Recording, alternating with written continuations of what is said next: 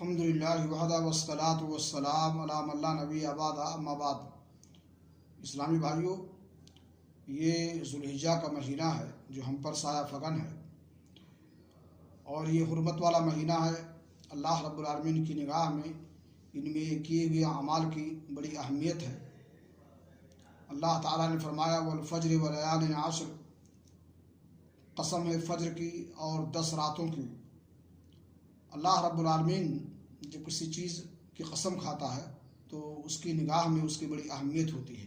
اس لیے عبداللہ بن عباس رضی اللہ تعالیٰ عنہ فرماتے ہیں ولیال عشر سے مراد ذوالحجہ کے ابتدائی 10 دن ہیں، اور ان میں کیے ہوئے اعمال بہت ہی فضیلت کے حامل ہیں۔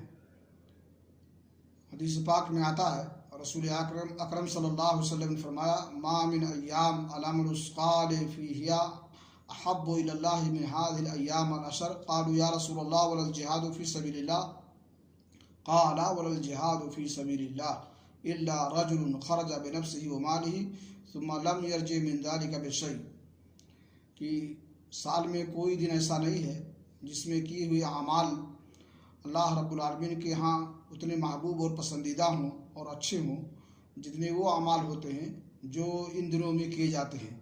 صحابہ کرام نے پوچھا اور کہا کہ اللہ کے رسول، جہاد فی سبیل اللہ بھی دیگر ایام میں اگر کیا جائے تو اتنا اچھا نہیں ہے؟ تو اللہ کے رسول نے فرمایا کہ جہاد فی سبیل اللہ بھی نہیں اتنا اچھا عمل ہے جو ان ایام میں کیے جاتے ہیں۔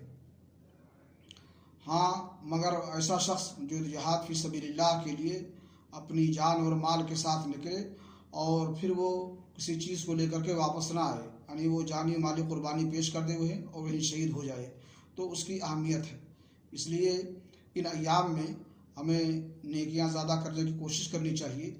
حافظ ابن حجر رحمہ اللہ نے اس حدیث کی شرح میں لکھا ہے کہ ان ایام میں اعمال صالحہ کی فضیلت اس لیے ہے اور یہ دن اس لیے افضل ہیں کہ اس میں بہت اہم باتیں اکٹھا ہو جاتی ہیں، جیسے نماز ہے، روزہ ہے، قربانی ہے، صدقہ و خیرات ہے۔